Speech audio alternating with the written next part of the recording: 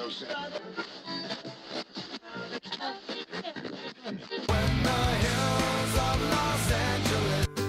Angeles, I'm and most Hollywood nights. She goes to California, oh, California. What you say about Los Angeles? LA got the people saying.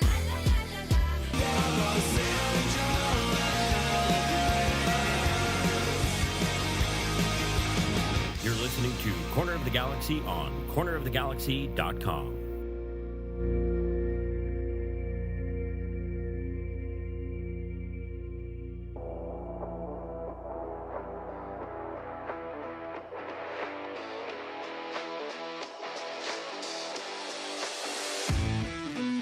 It's time for another episode of Corner of the Galaxy from the Box, the show that gets you behind the scenes of the LA Galaxy and into the minds of soccer reporters and MLS experts.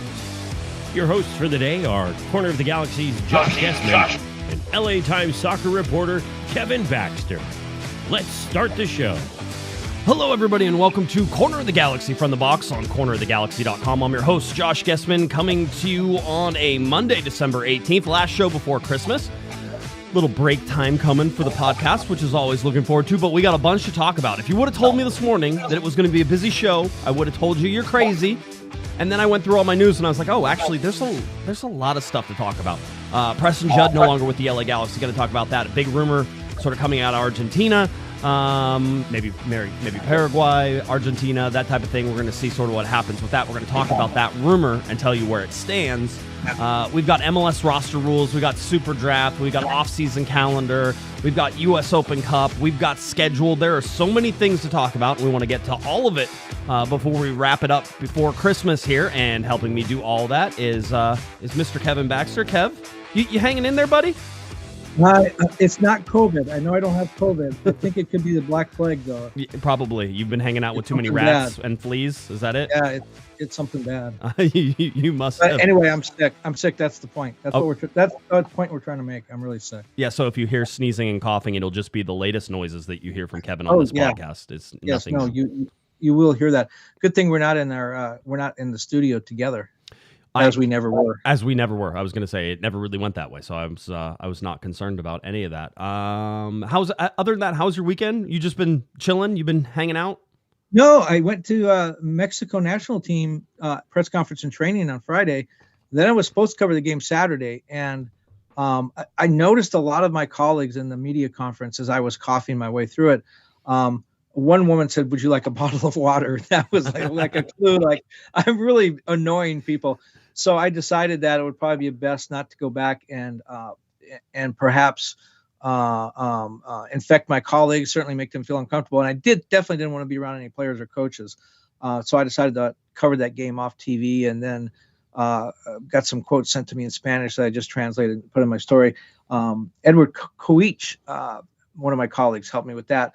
So yeah, Edward's awesome, by the way. I like him way more than I like you, by the way. Most people do. Yes. And then last night, despite the sickness, we'd already bought the tickets. We went to a play, my wife and I. I wore a COVID mask for old time's sake. Just that way you could feel like you did back in 2020, 2021, huh?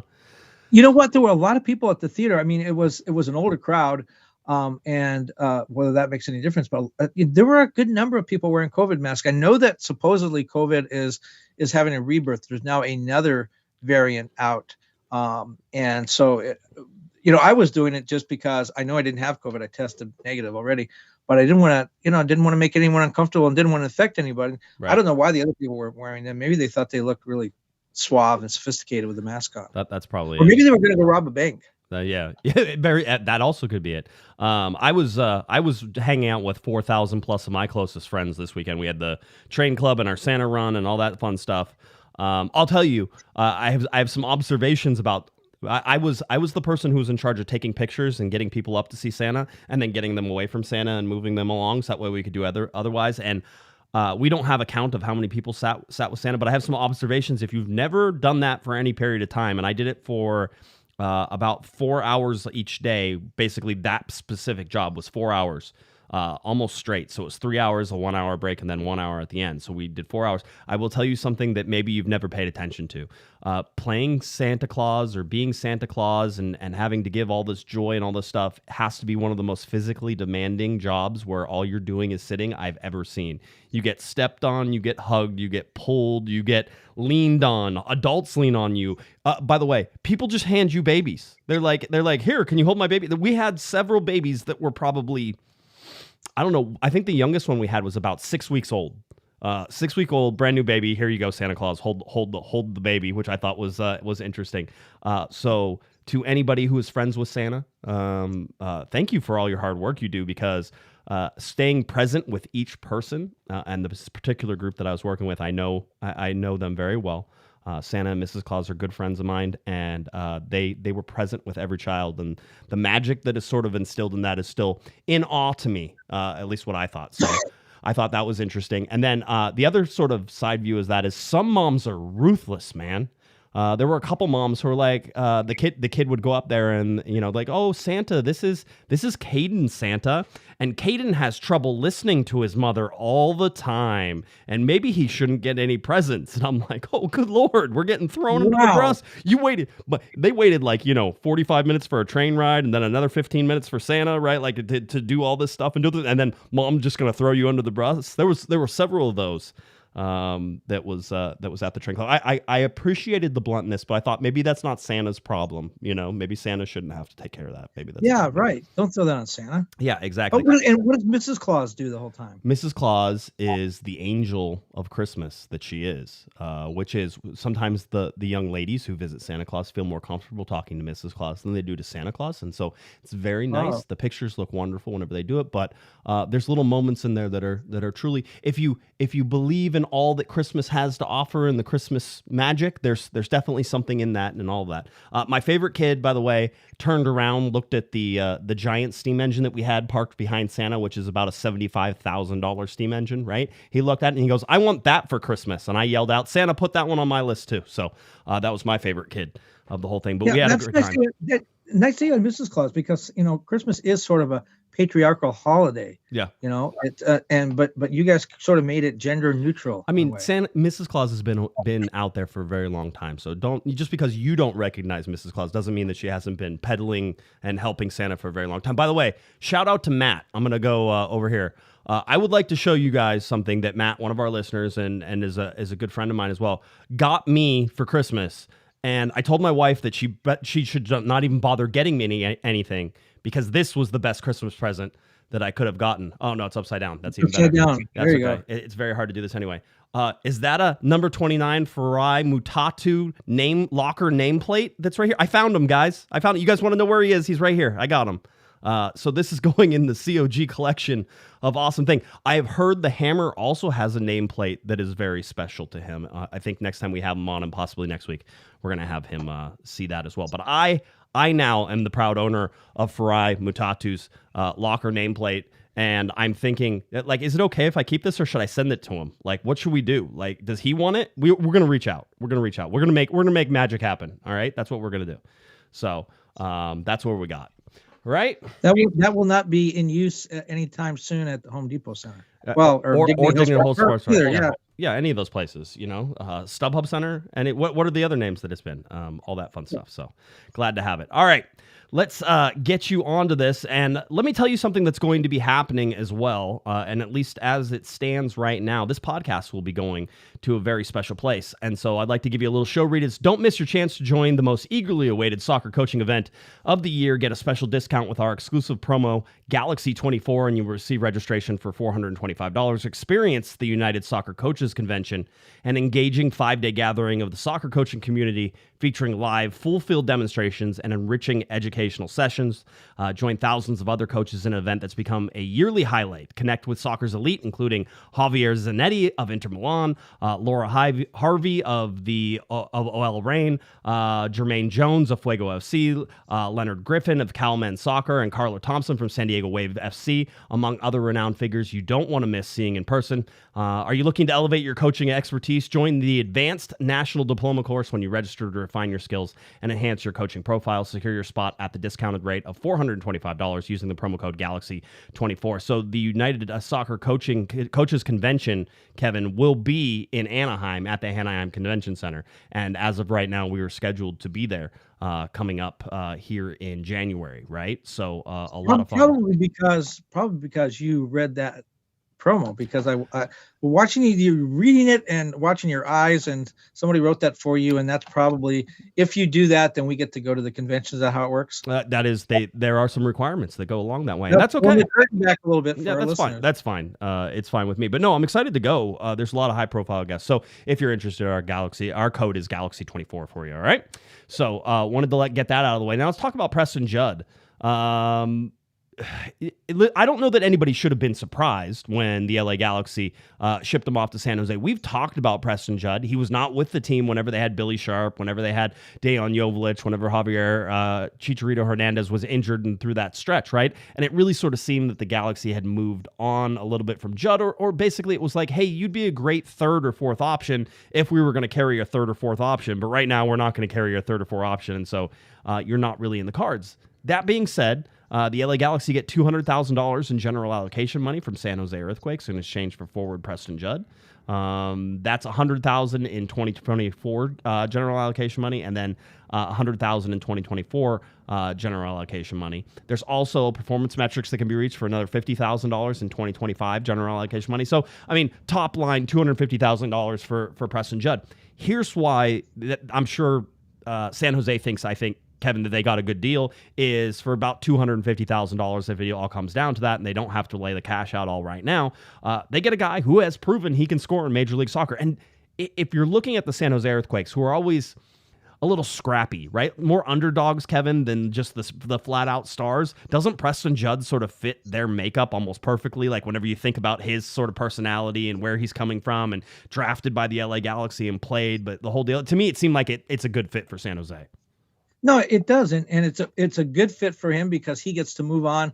I mean, he had been sort of put in a box here. This is what he can do. This is what he can't do. As you said, he's the third or fourth option. I think he probably thinks I'm a first or second option, and he was probably never going to get that chance here.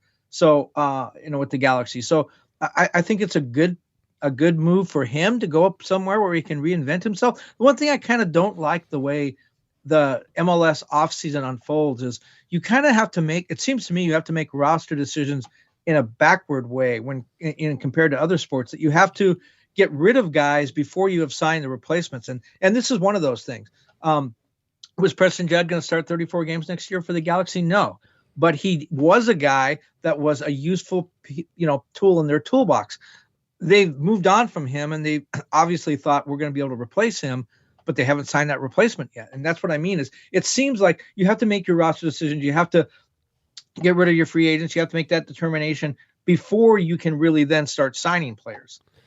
I'll say that, he was low cost, right? So for the Galaxy, it seems like it was Will Kuntz sort of generating the cash, right? And you're right, you do in MLS sort of have. It's funny because I think the Galaxy down to 19 players now on the roster, and you're like, don't they need players? Aren't they going to sign players? Like, no, you have to shuffle it all out so that way you understand what you have before you can sort of come back, right? And you're talking about the general allocation money.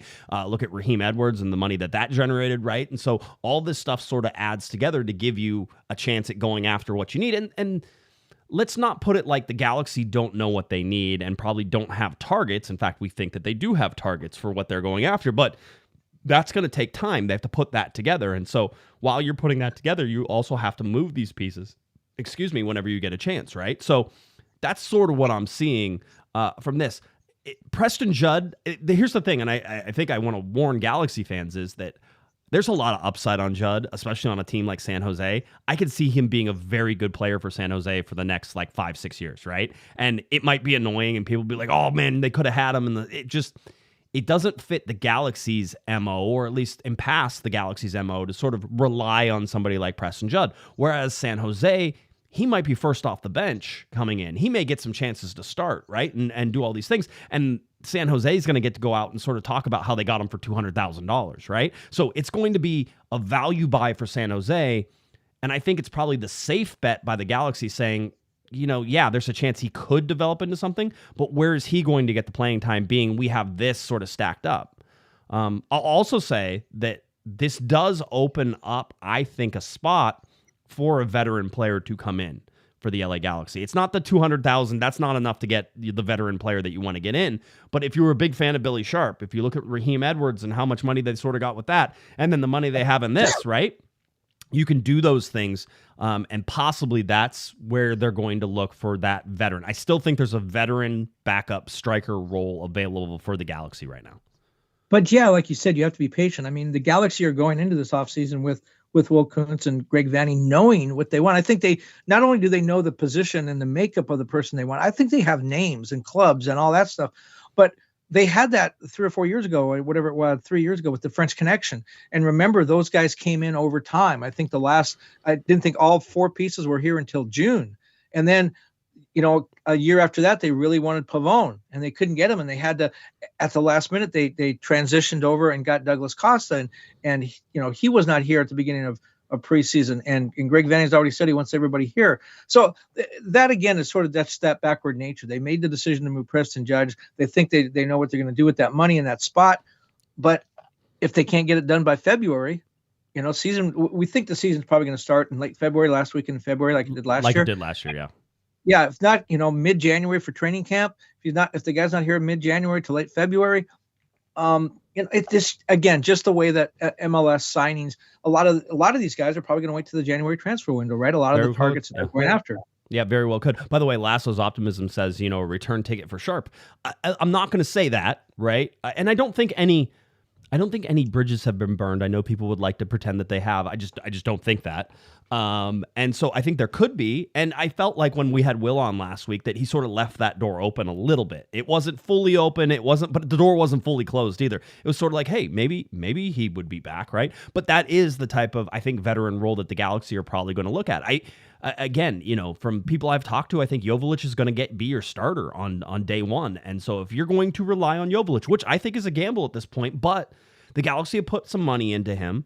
They believe in him. I believe last year was probably a combination of things, which was, people not having the right players around him to get him the ball where he needs to be. But it's also that Galaxy team last year seemed to miss those opportunities a lot, right?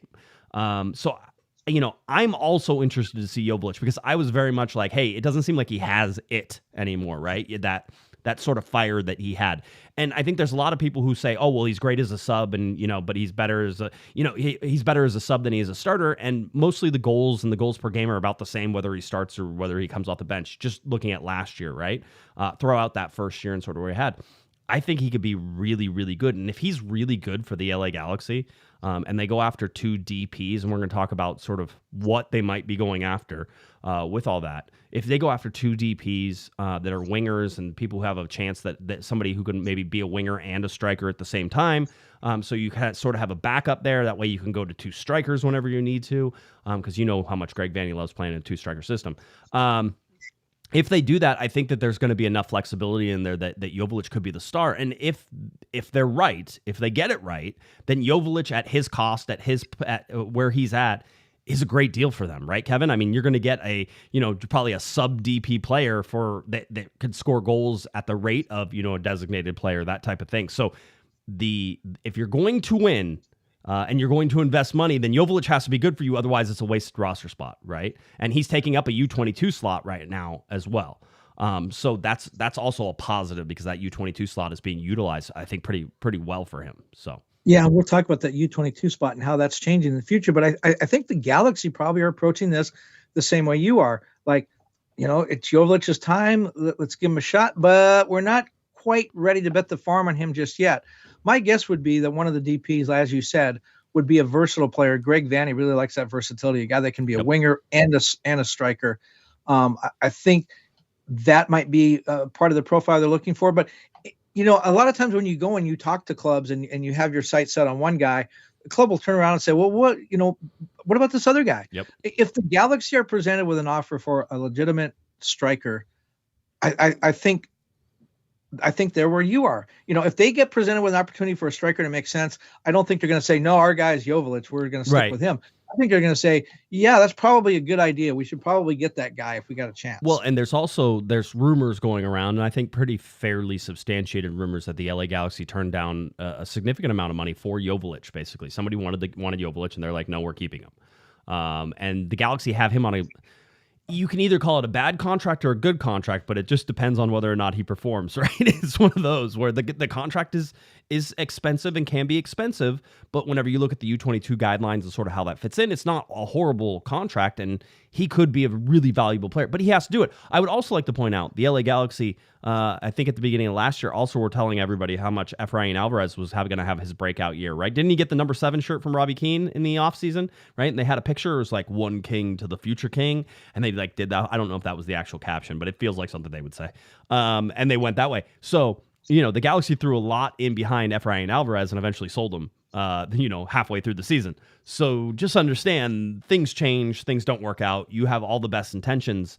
Greg Vanny said about Jalen Neal at the start of last season that he was like, oh, well, we're going to get him some time. We're going to, but we want to develop him. We want to bring him in. And then Jalen Neal went out there in the preseason and yes, the Galaxy got scored on a whole bunch and the whole deal, but Jalen Neal had a solid preseason. You're like, oh, and then there were some injuries at the beginning of the year. Jalen Neal started playing, and then he played so well that you couldn't get him off the field, right? So there's always surprises and disappointments, I think, every year, and Joveljic is going to get the most pressure. This will be the most pressure Joveljic comes in on than he's ever had. This is but there's positive to that too. As you know, I'm a big believer in the mental side of the game, and Greg Vanny knows Joveljic better than we do, better than anybody else does probably, and Joveljic, when he came in, he was behind Chicharito the whole time. It was like, Chicharito's our guy. Mm-hmm. You're the caddy, period. We don't care how many goals you score in training. Chicharito's the guy. That's the horse we're riding. Joveljic never had a chance. Now Vanny's essentially turned around and said, you're the guy. We got rid of Billy Sharp. We got rid of Preston Judd.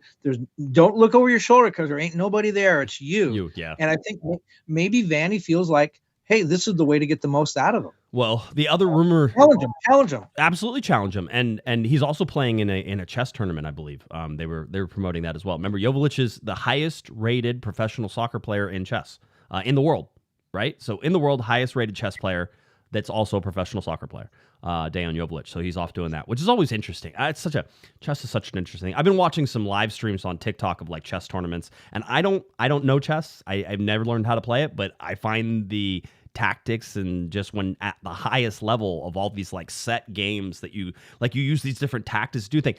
I don't know. Is it similar to soccer in that way that it's sort of like I have this trunk of things that I could do, and it's like if I do this, then these guys know I'm going to do this, right? Like my guys know that. Like, it's sort of like set plays that you're stringing together in order to make something, but there's variables that are constantly changing. There might be some parallels there. I don't know. Maybe I'm overthinking it.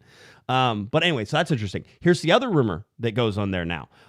We've talked about Miki Yamane, which is the Japanese right back that Will Kuntz said he went and visited in Japan. That was on our show last week. That's a 5-star rumor. We still haven't heard any update on that one. That one could all fall apart, right? If he doesn't want to come, if the money's not there, if it's not right, that could fall apart. But as of right now, we think that there's a pretty good chance that one gets across the line. The newest one is Ramon Sosa. This one from The Athletic, Tom Bogert, and I believe Paul Tenorio were both on this one. 4 stars there. In there, I've talked to some people, and it's always stupid. When The Athletic reports something and it's Tom and it's Paul, it's true. Okay, you don't have to but yes, it is. I did talk to people. Yes, it is true. And so they're going after Ramon Sosa, who's a right winger, 24 years old.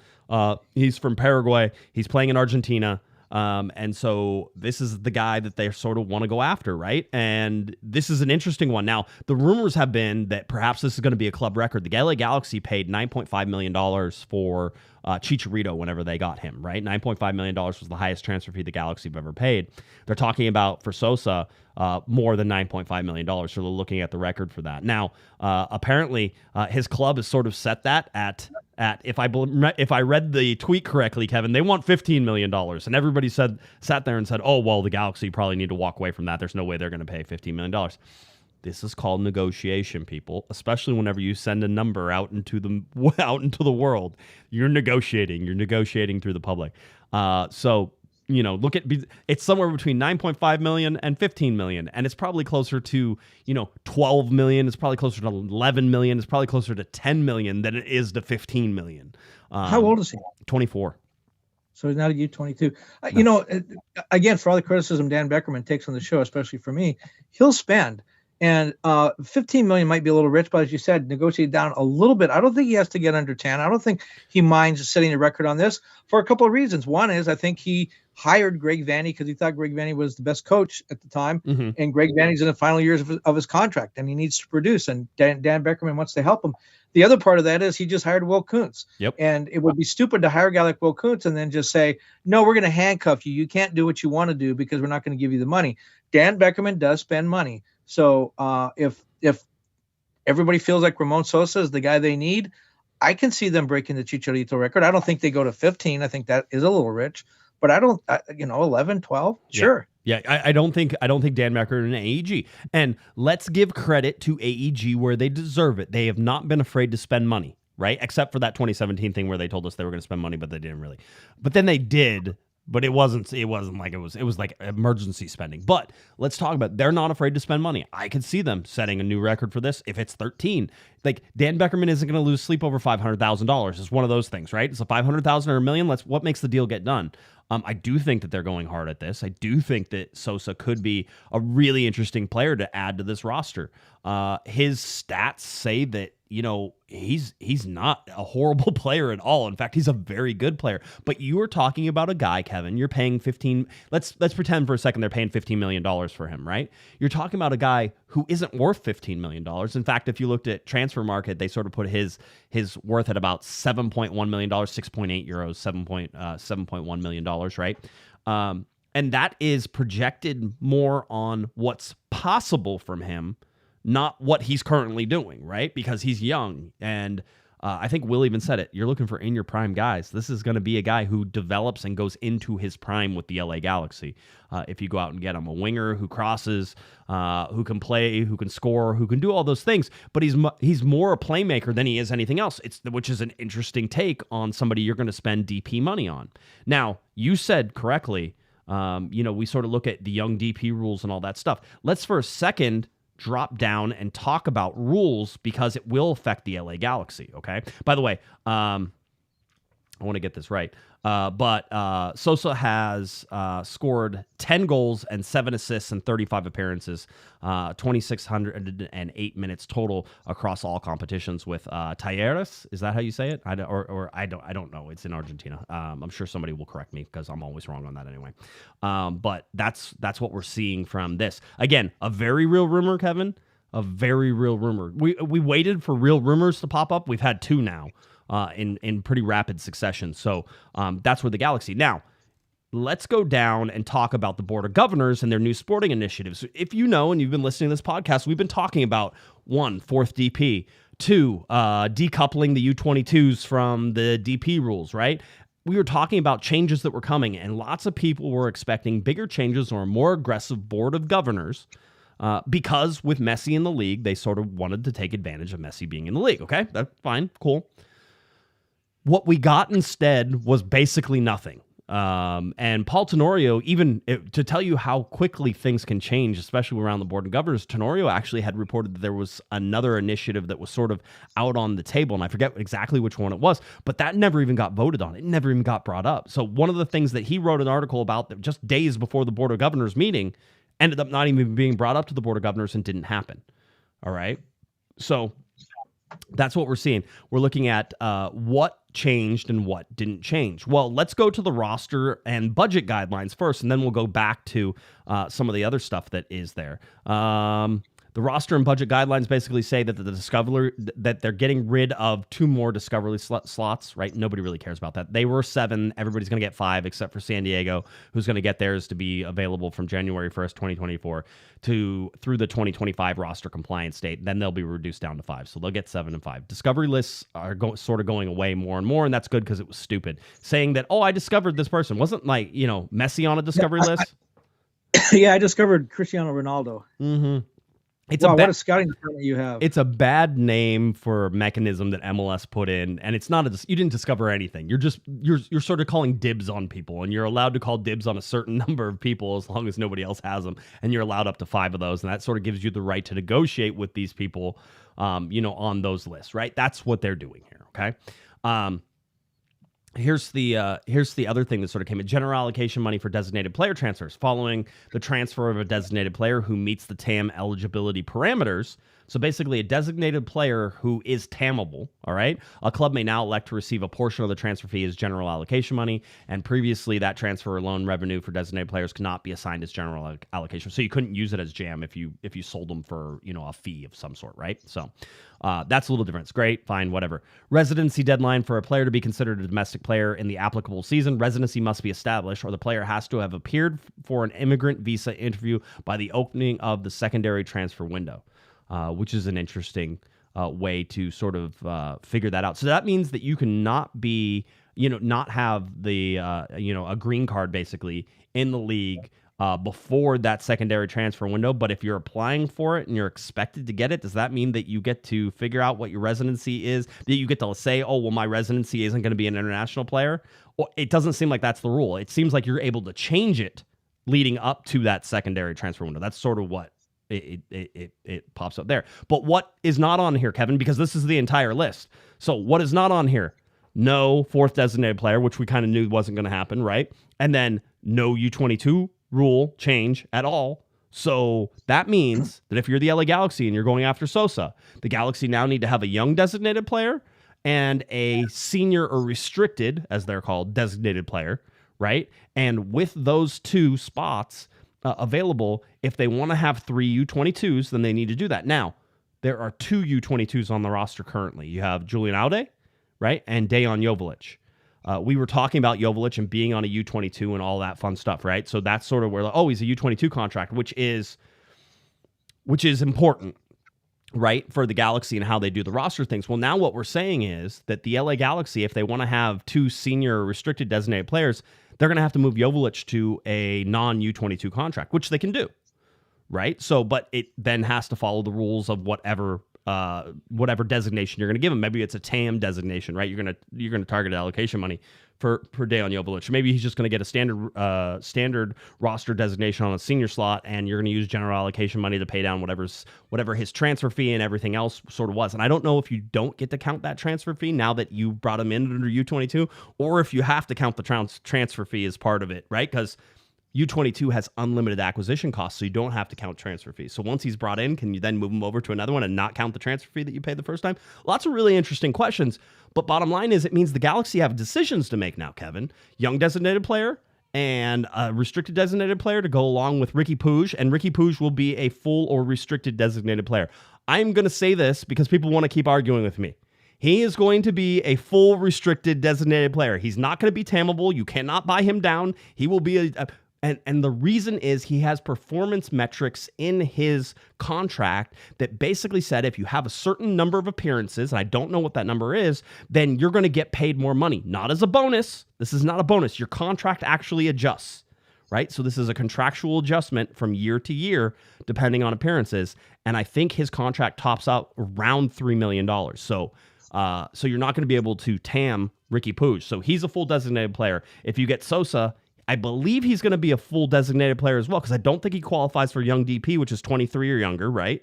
And so because of that, he's a full one. So now you either have to go out and get a young designated player, or you have to do something with Joveljic. Right? Well, on all that, you lost me at the part where you said, welcome to the Corner of the Galaxy podcast, because that stuff is way too complicated. And that is, I think, a huge problem with MLS. Fans, I mean, you know more about this than just about anybody short of Will Kuntz. Normal fans cannot follow that, and they don't know where the team is on a lot of these things. The way you were going through that, it was like that shell game. You know, which shell is the P under? Just moving stuff around, and this happens on alternating Thursdays, but on Friday afternoons, this rule takes effect. Yeah, it's just way too complicated. I get it.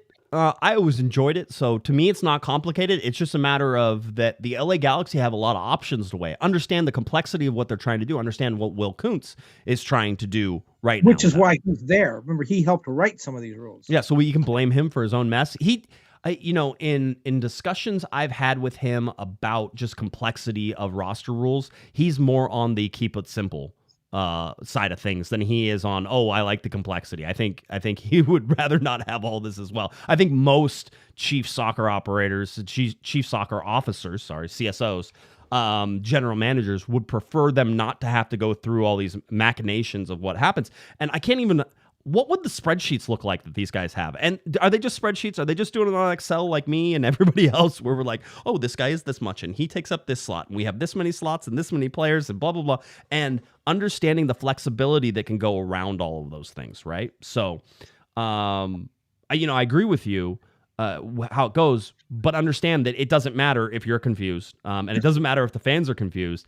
All you can hope is that the team isn't confused. And there's misinterpretation of rules all the time. So you have to have like a referee who comes in here as well and is like, this is how we're interpreting these rules, right? There's gray areas around everything. So this is not easy. But it does matter to a sense for the fans. Fans are really into it. In other sports, even sports like football with a salary cap, you can say, hey, my team can go out and get a quarterback and they have this much to spend. And this guy over at the Cleveland Browns, they could get him and move him in. And you could play general manager. And you could sort of reconstruct the team the way you want. And then you can call the GM an idiot because he didn't do it the way you did. Right. With MLS, you and maybe two other people with IQs of 170 can do that. No. I don't think the normal people can do that. And I do think that hurts a little. You're kind of forced to sit back and watch the team that's assembled. Not part of the fun of being a sports fan is helping assemble that team for your general manager who's not listening to you anyways. You know what I mean? Yeah, I know. In general, though, what I mean when it doesn't matter to fans is that it doesn't matter whether they get it or not, right? Yes, in the grand scheme of things, that's important, but the MLS really doesn't care. I want you to know they don't care whether you get it or not. No. And I think, the being opaque the way that they are often is a strategy for them sometimes, right? Certainly. But I don't think that that's the strategy for GMs. I don't think that's I think trying to explain why we don't understand. Like, a lot of people might have been upset that Raheem Edwards got traded away, right? And then what I immediately do is I go, how much money did you get for him? Okay, what was his salary? Oh, well, by the way, you just opened up $750,000 of cap space by moving Raheem Edwards and getting the cash that you did. Those are the types of if you don't look at that stuff that way. And by the way, I will say this over and over and over again. It doesn't matter which player you get. You have to know the contract length, and the contract amount before you can ever analyze whether or not it's a deal or no deal. My favorite one right now for the LA Galaxy is Eric Zavaleta. You cannot complain about Eric Zavaleta. He makes no money, all right? And he is a decent enough center back that he's your fourth or fifth string. You can complain all you want. It just doesn't make any sense. If you had to go out and find somebody else for that slot, you're likely not going to get a better player for that amount of money. So in terms of the deal, it makes sense. You're like, yep, that's that much money. He plays this way. That's cool. Preston Judd made this much money, a little bit of money, right? He outperformed his contract for the LA Galaxy. Absolutely did, right? Outperformed his contract. Now goes to San Jose, where not only is he going to get probably more minutes, better chance, but he's going to get a chance to develop better than he's going to. So for him, it's a good move. For the Galaxy, they get $200,000 in basically guaranteed money, $100,000 and $100,000 that they can use, and you don't know what Preston Judd or how Preston Judd is going to develop in your system because you're likely not going to play him. So, well, you said no one likes these rules. You know who likes these rules? Guys like Will Kuntz, maybe you, Garth Langerway, Bruce Arena, guys that have made a living. I don't want to say manipulating those rules, but like a good tax accountant understands where the loopholes are and how to take advantage of those. It may not work out. The Galaxy may not win MLS Cup this year. Garth Langerway's Atlanta team may not win MLS Cup, but those guys understand the rules. And they have jobs for life because they do understand the rules. Yeah, I mean, the complexity adds to the expertise, right? And maybe that's why I've sort of enjoyed the roster rules. You remember, we used to go talk with the LA Galaxy. We'd go to press conferences and we'd ask certain people questions about the rules. And we'd be like, I don't know, go ask this guy. Literally, executives didn't know the rules. And I'm like, but I do, because you can't do this. You have to do this. Oh, well, go talk to him. He knows, right? It's like, oh. Yeah. Okay, are we not going to ever figure out those rules? Like, don't you think everybody in the front office? That happened happened a lot under a former president whose name was on banners flown over the stadium. I wasn't going to. We get that answer a lot of times. Yeah. By the way, more evidence that MLS does not care about the fans happened with the U.S. Open decision, which we're going to talk about at some point. Yeah, we are. That was definitely another thing. Well, I want to get to the new competition initiatives that they got as well. I also want to get to the super chat. Eric gave us a $10 super chat.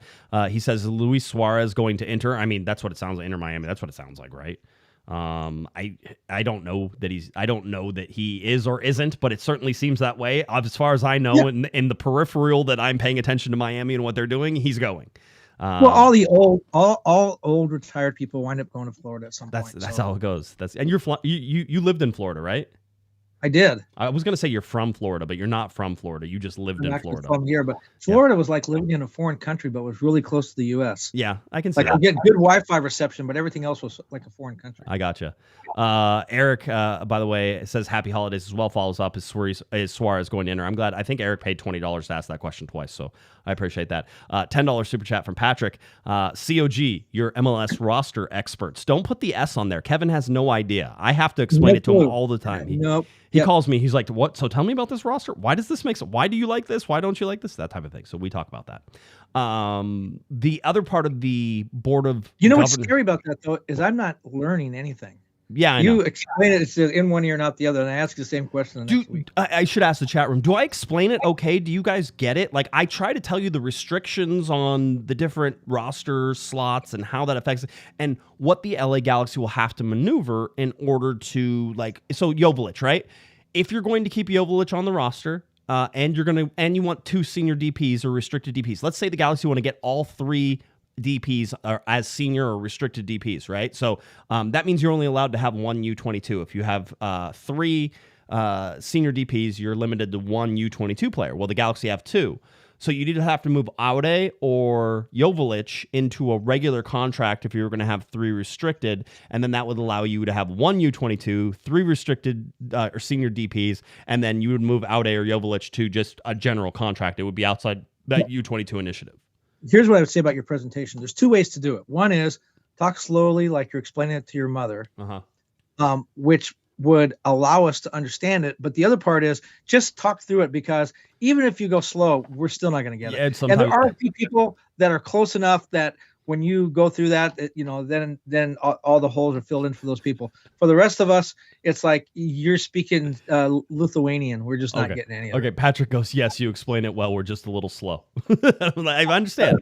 I get excited. Some of us are stopped. I get excited and fired up about roster rules. You guys know that. Let's talk about competition initiatives that came out, right? The off-field treatment rule is someone that now this one's kind of crazy, Kevin. I can't wait to see this in action, actually. I'm by the way, I would just like to say that of everything that is coming in here, I am very 100% in for all of these. I like the chaos and everything that it's going to cause, and I can't wait. The off-field treatment rule allows medical professionals with time to assess and treat players off the field to play in a less pressurized environment. Sure, you can say whatever you want. If a player with a suspected injury remains on the ground for longer than 15 seconds, do we get a clock? Like, can there be a clock somewhere that's at 15? The VAR, can you challenge it on VAR? Right, can you challenge? Exactly. He's that guy. If they are on the ground for more than 15 seconds, the referee will stop play and wave the medical crew onto the field to evaluate the player. When safe, the player will be removed from the field and remain off the field for a minimum of 2 minutes. Your team will be playing down for 2 minutes if it takes you longer than 15 seconds. Now, does it start like when you fall down? So like some of the guys who do the death rolls, did the death rolls already count as them staying down, or does like when he comes to a rest? And if so, can you keep rolling to make the clock not stop at 15 seconds? And what if the referee's looking the other way? You get like a free 3 or 4 seconds. Is this like maybe he's got to come in like a boxing referee? 10, 11. Right? No, I mean I would love it. Yes, please, all of that. Right? That would be cool. Like, is it going to be? Is it going to be like the NFL? Like, you know how like whenever the play clock winds down, you still get a tick after 0. Right? Like it's like 3, 2, 1, 0.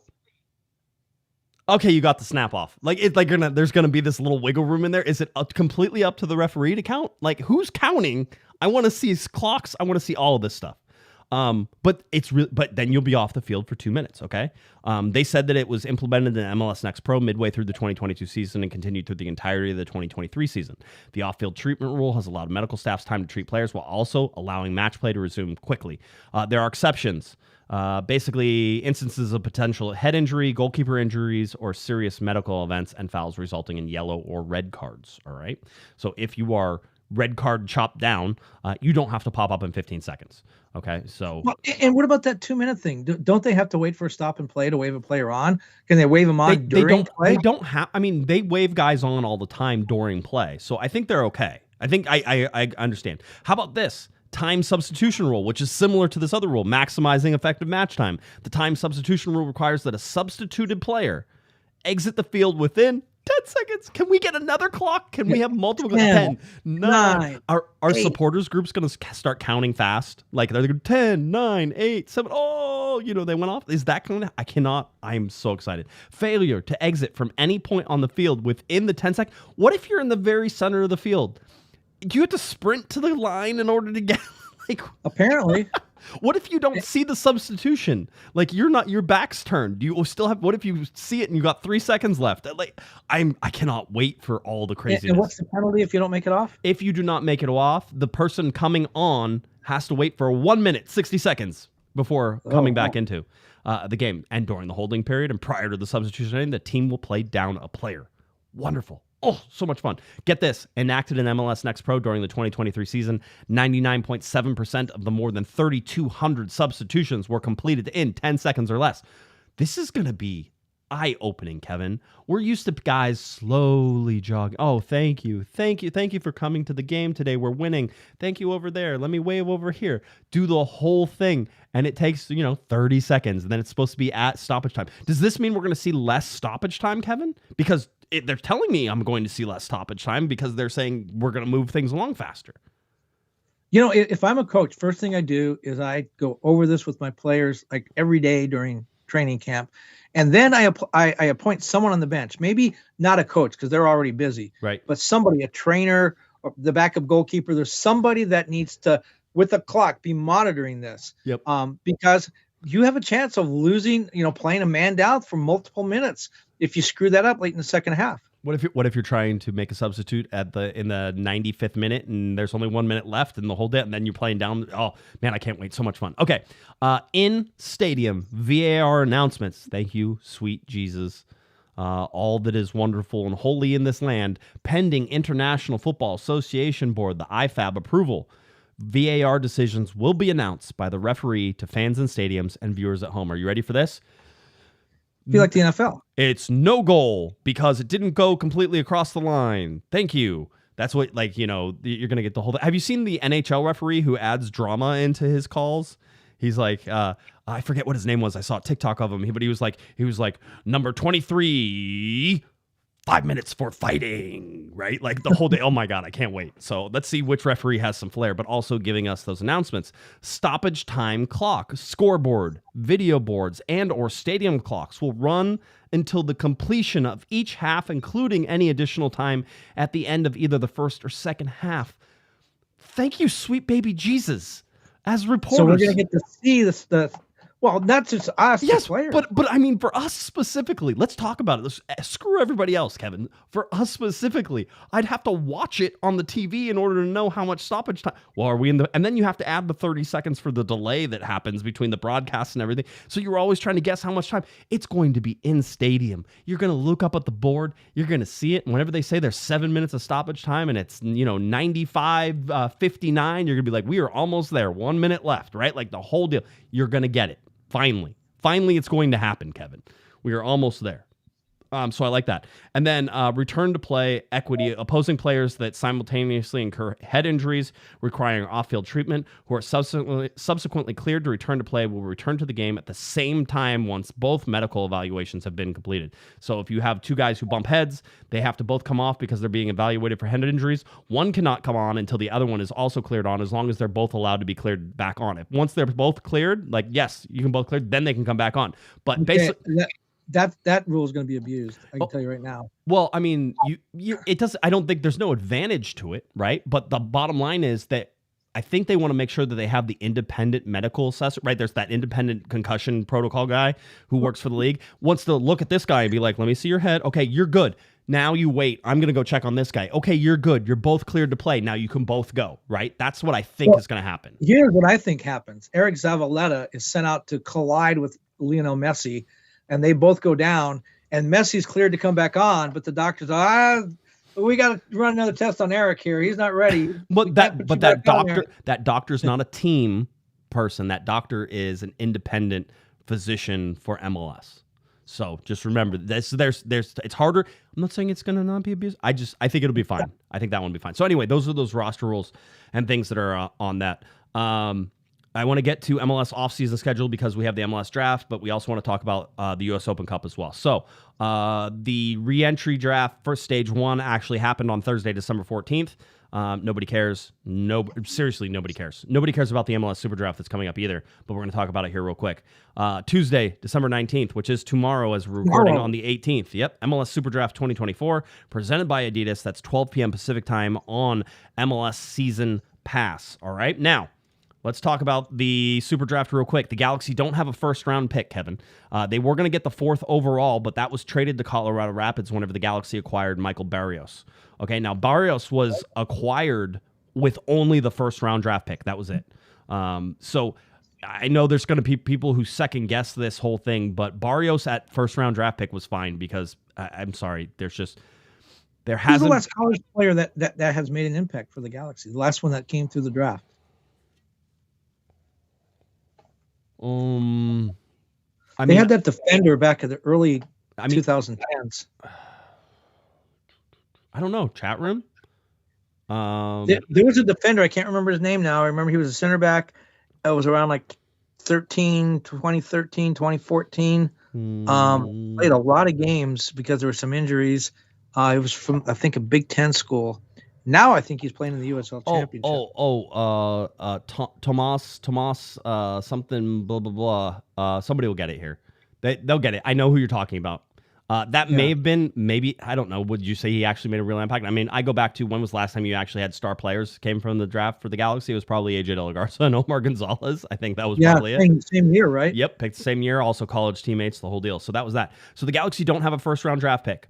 The Galaxy do get to pick 4th in the second round, 33rd overall. That's the natural selection. Tomas. No, oh God, it's right on the tip of my tongue. I'll let you. Yeah, they'll figure it out. Like I said.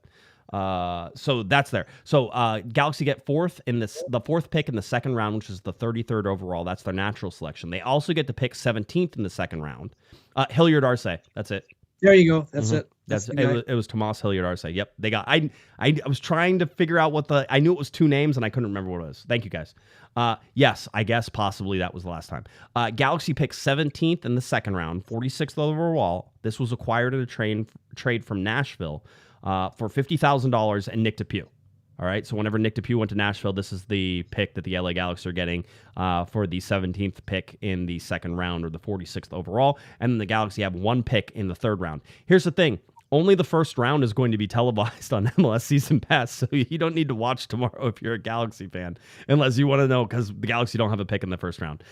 They get 2 in the second round and 1 in the third round, and that's it. And we'll see. I wouldn't be surprised to see the Galaxy pass on the third round. They seem to have a history of doing that, so I can't wait for the Super Draft. Don't you have to pay something if you pick a player? Isn't there like $50,000? You may. I don't know. I haven't heard that rule in a while. I don't know that there's anything there anymore. So we can certainly. Because otherwise, I'm just wondering why you would pass. I mean, just name the player. I mean, unless there's some sort of cost involved. Who knows? I mean, Mike Piazza was drafted in the last round of the baseball draft back when it was 53 rounds, and he's in the Hall of Fame. So just pick a guy, and maybe you find soccer's Mike Piazza. But if there's a cost to it, then don't spend the money, because it's a real long shot. Yeah, it is. I mean, I think the idea is the Galaxy are always like, these guys aren't going to play, so we don't want to give them the hope that they are, right? I actually have a list of Super Drafts somewhere in one of my collections of all the Super Draft picks for the LA Galaxy since they started doing the Super Draft. So that would be an interesting one to sort of go back and see. It's not going to be this is not going to be a huge thing. The MLS Super Draft has gotten less and less and less. Now, one thing is you can pick underclassmen this year, right? So it's not just the senior classmen. It wasn't just the juniors and seniors in college. You can pick all the way from freshman, sophomore, juniors, and seniors. So that opened up the player pool. I think MLS gave everybody about 8 weeks heads up to start scouting the younger classmen. So that could add some interesting twists in the Super Draft and everything that goes on. But that will be on MLS Season Pass if you want to watch it, but I doubt anybody will because they're also going to have the MLS Super Draft tracker, Kevin, so you can go on the tracker and watch your picks sort of come in that way. I don't know, whatever. Not a big fan of that. You know what MLS isn't a big fan of, as you've already alluded to? The U.S. Open Cup, Kevin. That was another thing. You talked about the Tenorio story about the Board of Governors meeting. All things happened Wednesday. That apparently was also decided Wednesday. MLS did not announce it until late Friday. Right. I mean, really late Friday. It was a Friday news dump. Yeah, it's a typical thing happens in the news business. News that you want buried, you dump it late on a Friday because it'll go unnoticed. This one didn't go unnoticed. A lot of people are upset about that, including me. I mean, now what's going to happen is MLS teams will not participate in the U.S. Open Cup. The MLS Next Pro teams will, which raises all kinds of interesting possibilities. What if a MLS Next Pro team wins U.S. Open Cup? Do they then get to go play in the CONCACAF Champions Cup? Because the winner of U.S. Open Cup is supposed to do that. It also raises questions. There are rules and guidelines right now that says that any team or a first division league must, by rule, play in all of the approved competitions in CONCACAF and U.S. Soccer, or sponsored by the U.S. Soccer Federation. This tournament was one of those. If MLS does not participate, do they lose their Division I status? Do they then have to drop down? Don Garber, the commissioner of MLS, has wanted to kill this for a long time. Right. By the way, it was announced so late on Friday that the U.S. soccer people who had to sort of respond to this, they were all at their holiday party. They had no idea this was coming. So Don Garber's wanted to kill this for a long time. He doesn't like U.S. Open Cup. He doesn't like the fact that MLS teams do not participate in any of the marketing, cannot make any money from this. Apple TV did not want to televise it. In fact, the Leo Messi documentary that was on Apple TV deleted all of the stuff from the U.S. Open Cup, despite the fact Messi and Inter Miami made a long run in the tournament. So what MLS is saying is that the fixture schedule has become too crowded. Well, and it has been. LAFC played 53 games this year. A couple other teams played right around 50. Those were all records for MLS. The reason that the fixture schedule is so crowded is because MLS added Leagues Cup and added some other competitions. Campeones Cup, it's a one game, but it's still a competition. What I love about sports is their tradition. You don't talk about plumbers and attorneys as this guy's the greatest of all time and he's cleaned more pipes than anybody in the last 5 years. Sports is about that. You talk about the tradition. You talk about the records. U.S. Open Cup has been around over 100 years. It's the longest continuous running soccer competition in the country. It's our FA Cup. There's a lot of history there. Just to wipe it away with one fell swoop, I don't like it. I mean, I think, and I like the David and Goliath aspect of it too. Sure, LAFC played against the Galaxy last year with a bunch of academy players. That's fine. Teams can do that. Other teams in MLS might want to go out and try to win the U.S. Open Cup, as Houston did this year. It was a big deal for them. Orlando a couple years ago. I just don't like the fact that they've just wiped away their tradition. They did it kind of in an underhanded way. They did it on a Friday night without much discussion. We haven't heard much from MLS since they did that. I hope they don't get away with it. I don't know what the answer would be. I think Leagues Cup is a kind of goofy competition. I don't think Leagues Cup is going to be around much longer. I really don't. I think there's too many flaws in it. You're talking about something that they think is going to be a huge financial success and probably was last year for what it was. Now, they admitted that they're going to have to tweak things, but basically what they're telling you is that they would rather get the money from Leagues Cup, which they control, than going and playing in U.S. Open Cup, what they don't, right? Right. Financially, it's a great decision because Apple wants to televise those games, and they're the ones with the $2.5 million media rights deal. They want to televise those games, but there's a lot of problems. The Mexican teams complained about having to play all their games in the U.S., traveling around the U.S., flights stranded, hotels not available, fields not available to train on. There were a lot of problems on the Mexican side of things, not so much on the MLS side, which is why we didn't hear a lot about it. But the Mexican clubs were very unhappy, and there were some clubs talking about we may not go back next year. Financially, getting rid of the Open Cup and replacing it with Leagues Cup, there's a lot of reasons why that makes sense. But does every decision that this league makes have to come down to finances? Yes. Sometimes can't we just have a good decision, Nope. a good soccer decision? Nope. Nope. I mean, Apparently ultimately go back to, and by the way, we're going to get to the super draft. People are throwing out names. I actually brought up my list of super draft players. We can go over some of them so we can talk about it. But just go back to the Board of Governors decisions. What did they decide to do whenever Messi came into the league, Kevin? Nothing. You know why they decided not to do anything? Because with Messi in the league, he was only there for about 40% of the games at the end. They're not sure quite how much financial impact that's going to have. They see it as being a really high thing, right? This is sort of what I believe the reasoning, and I've heard people have this discussion. They think, oh, he's going to have an impact. But if he's going to have that big of an impact, then why do we really need to do much or change much right now? Let's see how he goes through this whole year. Let's see what the impact is there. And if we need to adjust things, and quite honestly, I could even see them adjusting something in summer, because summer is a time of change for MLS with transfer window opening and the summer transfer window being so big, right? When you go about those things, there could be changes in doing it, right? So it was...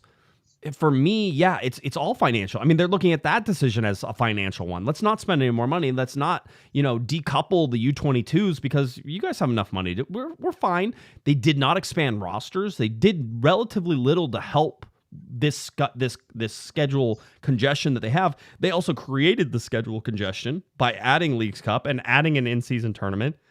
All the things that they're trying to do there. They're doing all this, and all this stuff is based on money. And when you're looking at guys who are putting down $500 million for a franchise right now, I mean, if you're the owners, this is not from the fans' perspective. That's not right. Let's sit with the owners. This is my money. I'm spending my money. I'm doing this stuff. Then I'm going to make decisions based off of the financial return that I can get. And they see a huge return coming for Leagues Cup and being in with Liga MX and all the things that they're doing. That's where they see the big return. They do not see it in U.S. Open Cup. Absolutely. And I don't disagree with what you said regarding the Messi thing, but I would, if I were part of that Board of Governors, I would look at it the other way of, look, we got a once in a generation player. He's going to be gone in a year and a half or 2 years. We have an opportunity here to make some structural changes while people are watching. Right. Instead, you're right. They just decided to sit back and say, we're just going to ride this Messi guy. And when he leaves, we'll address it then. It's too late then. I think they need to make the changes now. They have the eyeballs on them. Mm-hmm. People watch the games in Istanbul. They're watching MLS games to see Messi. If you can get them to watch the league when Messi leaves, they'll keep watching. I don't think that's the philosophy right now. I think the idea is, and they said this, the MLS people said this in Columbus at the MLS Cup game, is that they had their biggest year ever, and all of the Apple TV games that drew over 1 million. By the way, television coverage or ratings for the MLS Cup final, LAFC in Columbus, were down like 35%. Mm-hmm. But they did get a number of games with over 1 million viewers on Apple TV Plus. All those games were Miami games. That tells me that people are tuning in to watch Messi. You have to do something to fix the league so that people want to watch more than Messi after he leaves. I will say this.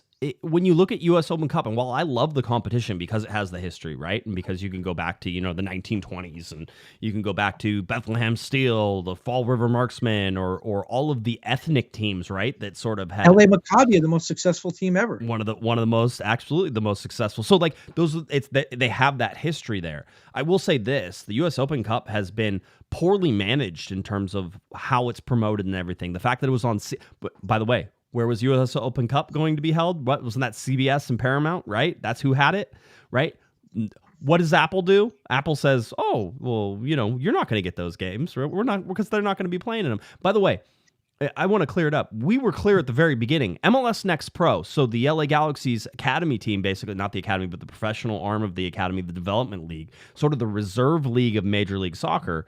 MLS Next Pro, they're going to be playing in U.S. Open Cup, right? So the LA Galaxy will have a representation as the MLS Next Pro. Now, there was a lot of turmoil just getting the LA Galaxy to MLS Next Pro because there were several people in the LA Galaxy organization who wanted nothing to do with MLS Next Pro. Dennis DeClosa was very adamant that he didn't want the teams there, that he wanted them playing in USL, which was a much better level of competition than what MLS Next Pro is and sort of where it stands. Now, we'll see how that develops, but they're going to be playing in the U.S. Open Cup, so those will be the MLS representatives. So, right. And if you wanted to do that, like LAFC clearly did, they played what would be their next pro teams in their 2 U.S. Open Cup games. That's fine. Right. But I just think the teams should also have the opportunity to give young players some playing time. Yep. Maybe it's a hybrid team. with some guys off the first team roster who haven't gotten any playing time. I mean, we used to see a lot of Galaxy guys like Jonathan Klinsmann would start those games, and guys that didn't get a chance. I think the first time we saw Dejan Joveljic was in one of those games. So you got the opportunity for those guys to play in some of those games. I thought that was really good. Maybe this on the flip side, maybe this will be a chance for the USL championship teams to shine. Yep. They will become the teams playing deep into this tournament. Maybe they get to go to CONCACAF Champions Cup. Maybe that'll be good. But you talked about the history. LA Maccabi was a team here in Los Angeles. Obviously, they made 7 finals. They won 5 titles. Both those are records, the 7 finals and the 5 titles. That was a team founded by Israeli expatriates and Holocaust survivors. Mm-hmm. Yet one of their star players was a guy named Eric Braeden, who was an actor. He played Victor Newman in Young and the Restless. His dad was a Nazi party official. He didn't know that when he moved to the U.S. He didn't know his father's history. He found out later. But here's a team started with Holocaust survivors. One of their star players, his father was a Nazi. Are you saying you don't get stories like that anymore? I wrote a story about these guys in 2019 about LA Maccabi and the history. And I remember Eric Braeden saying that because of his complicated background, he'd be playing in games and opponents would call him a dirty Jew or a dirty Nazi. And he'd stop and say, which one am I? I can't be both. No, it's super interesting. Just the history of that. I would also like to say, people pointing out, the whenever MLS left USL, right? That was a power move by MLS, right? Basically, MLS was saying, remember, MLS invested a whole bunch of money in USL. As a matter of fact, USL grew because MLS basically had all its teams playing in USL and doing all those things. And so it was sort of this partnership. Well, eventually it became clear that USL wanted to move in a different direction, possibly go to promotion and relegation, although that has not been implemented, I don't think, well, or will be implemented well within that. I think that's a very dangerous thing to do to a league that is trying to develop itself. A lot of people like that about USL. The problem is now USL is becoming more or less independent from Major League Soccer and gets to make its own decisions, right? And so whenever they do that, that means they're going to do things within their own best interest and not in MLS's. That eventually could lead to a possible first division setup, right? Where USL says, well, we're launching our own first division because we're doing it this way, and that's how we're going to do it. So we're going to have competing first divisions. I know Alexi Lawless said this, and I know a lot of people don't like Alexi. He said, hey, maybe MLS should go out and buy USL. And a lot of people were like, that's crazy. That's never going to happen.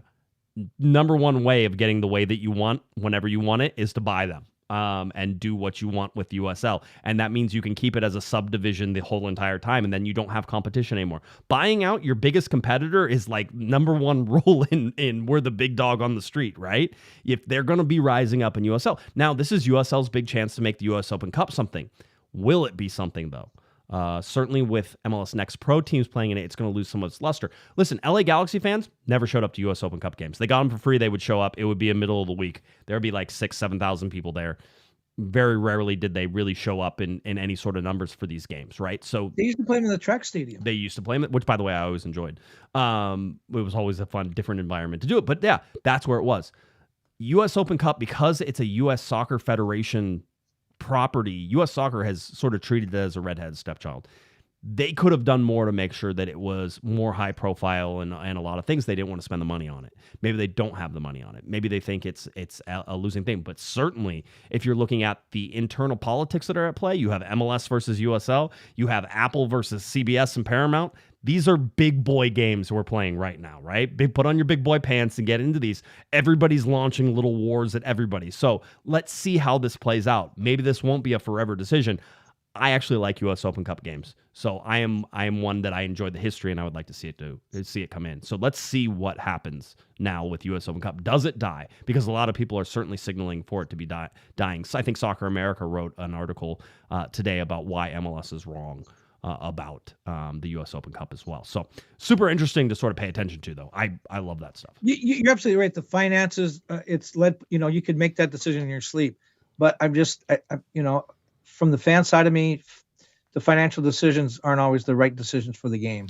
Yeah. By the way, I think that MLS will lobby the U.S. Soccer Federation, however they assign the slots for Champions Cup and all that stuff.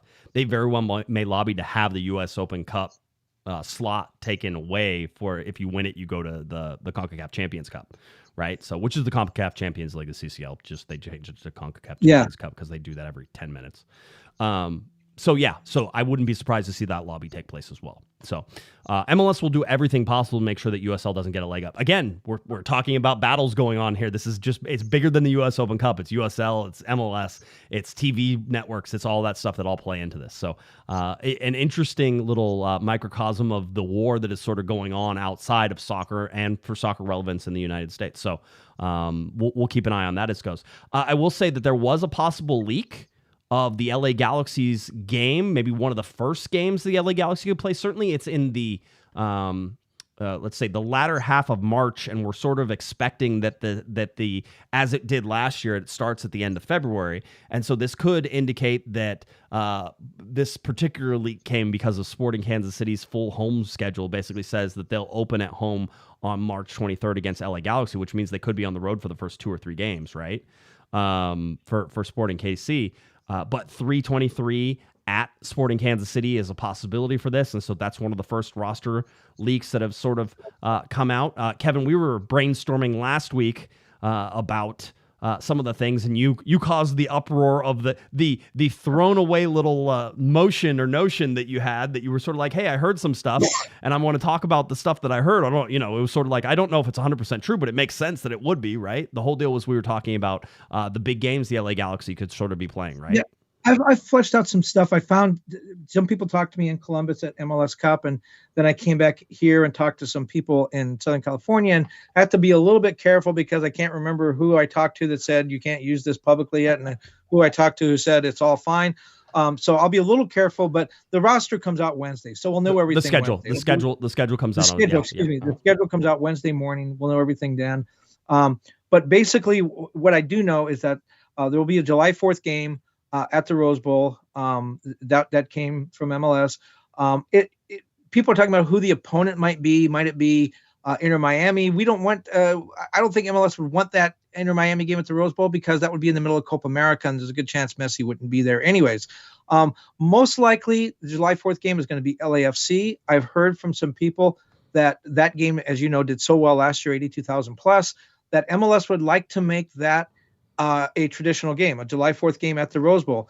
And just like the Galaxy have always had that July 4th fireworks show, that would continue. It'd be at the Rose Bowl. And you were telling me something about, I think something in the Pasadena paper about that. So in October, there actually was a vote by the Pasadena City Council, or at least they were going to take a vote. And basically it was in agreement to basically enter in a contract with AEG for a game once a year to be held at the Rose Bowl. Now, down in is it the Arroyo Seco is what they call that area there? Yeah. They can only hold 15 events without city council approval. And then any event that comes above that would have to get city approval. And this is this would be the 18th event that would be held.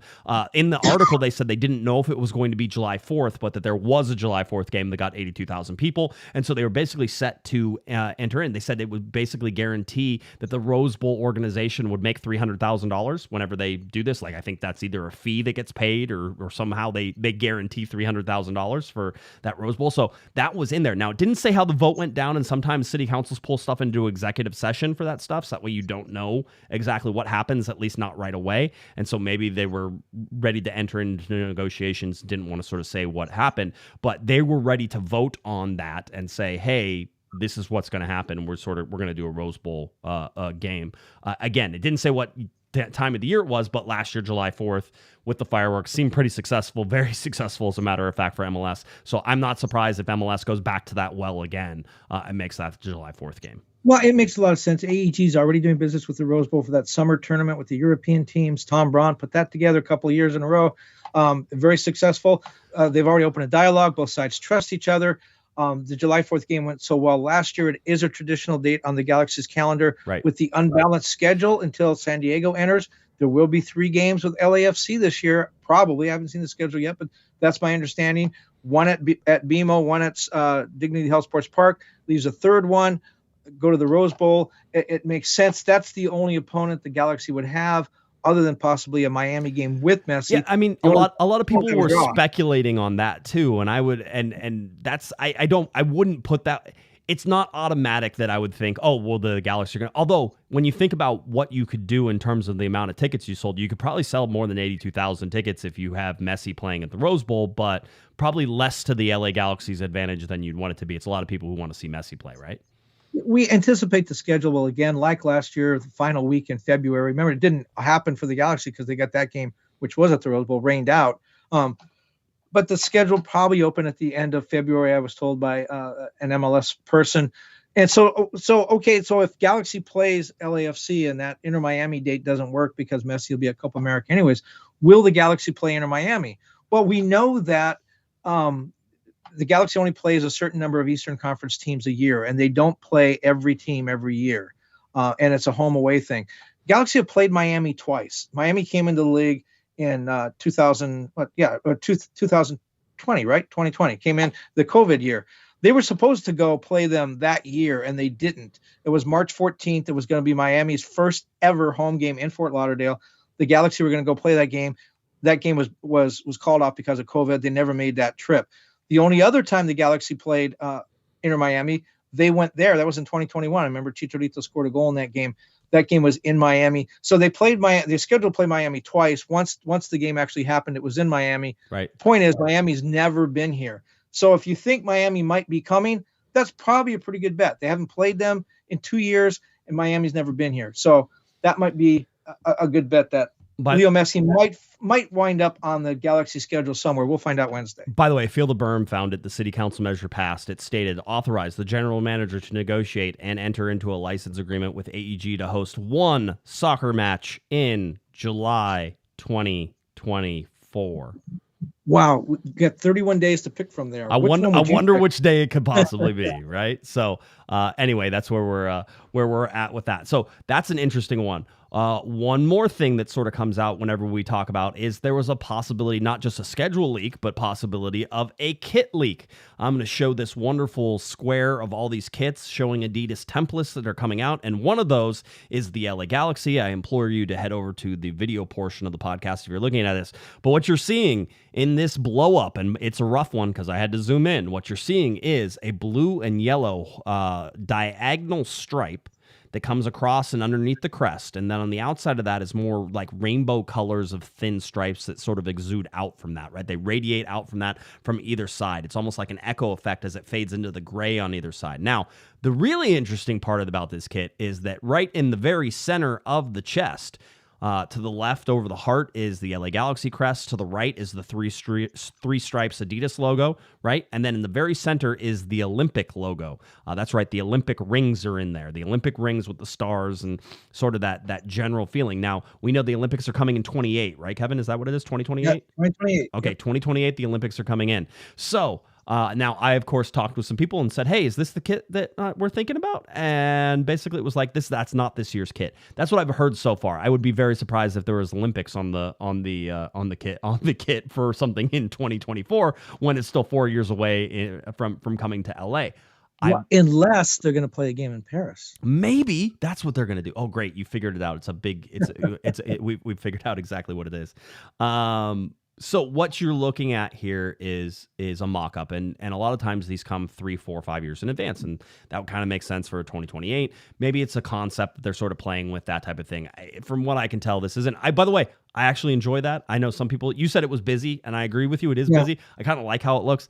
I don't think it's going to come to fruition anytime soon if it is indeed coming to fruition. And I don't have any guarantee of that either. It could just be a mock-up that they were sort of doing. Well, so, do you like the Olympic logo? The Olympics will be in Los Angeles. It's not like the World Cup that travels around the country. It will be in Los Angeles. Do you think the Olympic logo should be on the Galaxy uniform that season, 2028? It's an interesting thing to sort of play around with. I kind of like it. And the reason I asked that is because then what should we do? I mean, the World Cup is soccer in 2026. The World Cup is coming to the U.S. Should the Galaxy have a World Cup representation? And on one hand, you could say, well, no, it belongs to the entire country. It belongs to 3 countries actually this time. But it's looking more and more, and I was a doubter for a while. It's looking more and more like SoFi will be a World Cup city. We don't know what games they'll get. I mean, they didn't. I thought they were saying that they weren't, but now they are again. Or this is all part of the negotiations. I'll try to talk you through briefly because we're pretty late into this thing, but. when I saw Copa America said, yeah, SoFi, we're going to play 2 games there. We're going to play 2 group play games at SoFi. And one of them's Mexico. I'm sure Stan Kroenke is very happy with that, but they couldn't do any better than a group play game in the Copa America, and they really want the World Cup final. Right. Well, the argument was Stan Kroenke is going to lose millions. He can't have any summer concerts. He's got to do a lot of renovations to the field, to SoFi, to have a World Cup game there. He didn't want to do that. He didn't want to spend the money unless he was going to get a decent game, maybe the U.S. opener, maybe a quarterfinal, maybe a semifinal. And FIFA was basically saying, look, your stadium is too small. You can only get 70,000 in there. The field is too small. You got to do a lot of renovation there. So they were at loggerheads. There was a meeting with FIFA officials and representatives of the World Cup venues. That was in Mexico City earlier this month. Apparently, SoFi sat down in a side session with the FIFA people. They hugged and kissed and made up. Everything's fine. Now we're back to page one, back to square one. LA looks like it will get a game, but we don't know. And when you look at Copa America, were there financial considerations made to Stan Kroenke saying, look, we really can't do anything better than a group play game, maybe a quarterfinal. We'll help you with some of the renovations or something like that. Maybe there was some kind of decision made there. But it does look like a game will be coming to LA. I wouldn't expect the final or maybe even a semifinal. I think something group play, maybe a quarterfinal. Could be interesting to watch. Okay, so we'll pay attention to that. Yeah, it just. By the way, chat room is pointing out that could be indeed the 1984 U.S. Olympic logo on there as well. It was. It was. Yeah. So what is that? Is that a throwback? Is that a throwback to the 1984? Are they like, oh, we're honoring the 1984 Olympics? But again, why would you do that on? I don't hate it. Again, I don't hate it. I just want to understand it. Just tell it to me. And by the way, can we also just agree that not everything has to have a story to everything? Can we sometimes it could just look good? I knew that was the 84 logo. My thought was that was a placeholder. Like, we don't know the logo. We don't know the LA logo yet. That's usually the 84 this is where it's going to go. Yeah. The other thing would be it's a 40th anniversary jersey that we'll use in 2024. MLS didn't even exist back then. Why have an anniversary? It's like putting Abraham Lincoln's picture on there. I want to talk out both sides of my mouth. Explain it to me, and maybe I'll like it. But not everything needs an explanation. I want to be both those ways. Your MLS Super Draft first round picks. Let's start in 2000. Why not 2006? Nathan Sturgis, Robbie Finley, Sean Franklin. We're going by years, right? So Sean Franklin in 2008, Omar Gonzalez in 2009. AJ De La Garza was second round in that one. 2010, Michael Stevens. All right. Paulo Cardozo in 2011. Tommy Meyer is the chat room. That's favorite. Another guy. Yeah. That's another guy. So 2012 MLS Cup winner, Tommy Meyer, right? So Tommy Meyer in there. Charlie Rugg. Remember Rookie of the Year, Charlie Rugg? I mean, he wasn't, but he should have been, right? Kyle Venter in 2014. Ignacio Nacho Maganto in 2015. Josh Turnley in 2016. In 2017, the LA Galaxy said, we're not taking anybody. Can you believe the 2017 LA Galaxy didn't make a first-round pick? Good. We're good. We got it. Oh, going back, that one's not friendly. 2018, Tomas Hilliard Arce. 2019, Emil Cuello. 2020, Tom Smart, of course. 2021, Josh Drack, and 2022, Farai Mutatu. All right, so those are your first. And you got his name. I do. I have his name right. I have to correct. what was said earlier. Tommy Meyer was actually the guy. Okay. That's what they were saying. They were saying it was the whole deal. So, but you see how it's lessened in importance when you the first names you read. A lot of those guys were guys that did. Sean Franklin played on an MLS Cup winner. A lot of those guys contributed. The later you got into that list, the less important those players became. I think that's it for what we have. Obviously, a lot of stuff probably going to come out the rest of this week. But as we get closer to the Christmas holiday, things are going to get quieter. I do expect that it'll be fairly quiet between Christmas and January. We will not have a show next Monday because it's Christmas. So, yeah, I know. We're going to have Santa. That's what I said. I told my wife, I was like, hey, I'm going to do a podcast on Christmas. And she said, good luck with that. Where would you like me to send your stuff, basically? And I was like, oh, okay, that's not going to happen. So there's a possibility if something happens that we'll do a Thursday show, which means you're not invited, a Thursday show. But after the first of the year and as we get settled, we're going back to 2 shows, Monday and Thursday, as we kick into the 2024 season. All right. Wednesday's schedule coming out. Wednesday's schedule coming out. Yep, that'll be important. Watch for that. There's also, I mean, can we start? We're working on something. We're working on a live show. Kevin is working on a live show. I'm working on a live show. We're going to figure out. We're going to try to do it together. We're going to, hopefully it's the same thing, that you guys will be able to attend. I would expect that is in February, and I'll let Coachella? you, maybe, I don't know. I didn't want to say that because then it won't happen now, because it'd be like, nope, it's okay. They're not going to do it. We're going to work on it. Okay. So we're trying. So that's what we're gonna do here. All right. So that's what we got. You can come by and see us in person. I personally look so much better in person. No, than in real worse, life. way worse. My hairline gets longer in person though. That's what I've heard. The fanciest cat, by the way, $20 super chat. He lives close to me in Costa Mesa, so that's a Costa Mesa friend right there. Thank you for that. Appreciate it. I hope you guys have a wonderful holiday break. Get some rest, get some relaxation. Maybe turn off the thing from the LA Galaxy a little bit and, go to the whole thing. Live show at the Wiltern. Who says no? Yeah, I mean, that's what we just need. Our problem is we need stadiums. We're a stadium tour here, Kevin, not just, you can't just put us in a hotel room. Yeah, you thought Taylor Swift was big. Wait till we take over. Wait till our stage is twice as big. And we'd sell twice as many seats at SoFi or something like that. So Did you know Taylor Swift was in my neighborhood once? Really? I'm When scared. she did that Valentine's Day movie many years ago, she acted with Taylor Lautner, who went to Valencia High School down the street here with my son, and they dated for a while, the two Taylors. And so they had a date here at Elephant Bar once. It was a big deal. It was a big deal in Santa Clarita back then. Big deal. People still talk about it. Huge. They remember it fondly on the day it happens. There's posts. Remember on Facebook when this happened? I was there. This was like Santa Clarita's, touch with greatness. That was it. That was as close as they ever got. So very well. All right. Well, we hope everybody has a wonderful Christmas. Hope you have a wonderful, happy holiday season here as we round everything out. We will be back likely next week on a Thursday. We'll get that in. I think Eric should be lined up for that. I'll double check just to make sure, but he wants to get on there. He wants to show you his nameplate that he has, because he has one. We're going to share nameplates. It's going to be really exciting podcasting. You going to tell us who it is? Or is he going to show it? Oh, he's going to share it. I don't want to break it. That's his news to break and show. So really glad that everybody could join us. I hope you guys have a wonderful holiday. We're almost there to 2024, which is crazy. I think good things could be coming for the LA Galaxy. I feel really strongly that they're pointed in the right direction, but 19 players on the roster, there's still lots to add. So we'll see where it all ends up here. Kevin, anything you want to add before we get out of here? Yeah, I hope I get better. I bet some of our listeners do too. Just some. Yeah. Not all. Not all, for sure. All right. If you're looking for Mr. Kevin Baxter on Twitter, it's at kbaxter11. LAtimes.com is where you can find all of his soccer writings, so please check that out, LAtimes.com and at kbaxter11. Looking for me on Twitter, it's at jguesman, JGUESMAN, and of course at Galaxy Podcast. Head on over to cornerofthegalaxy.com. We have the rumor tracker up there. It is updated currently to where we sit, and we're waiting other rumors. I think that's about it for everybody. I hope you have a wonderful holiday. Enjoy your time off. Enjoy your time with family. We appreciate you as our COG family. So from all of us here at Corner of the Galaxy, Merry Christmas, Happy Holidays. Hope you guys have a wonderful one. All right. That does it for Mr. Kevin, the Panda Baxter. I'm Josh Pato Guessman. You've been listening. You've been watching Corner of the Galaxy from the box on cornerofthegalaxy.com. Have a great one, everybody. You've been listening to the Corner of the Galaxy podcast on cornerofthegalaxy.com. You can follow the show on Twitter and Instagram at Galaxy Podcast. And be sure to check out and subscribe to iTunes, Stitcher, and Facebook by searching for Corner of the Galaxy. Fans, we thank you for listening, and we ask that you be kind and courteous to your neighbors as you leave the podcast. We thank you for joining us and look forward to seeing you again. Until then, I'm Michael Araujo, and on behalf of the entire Corner of the Galaxy crew, goodbye, everybody.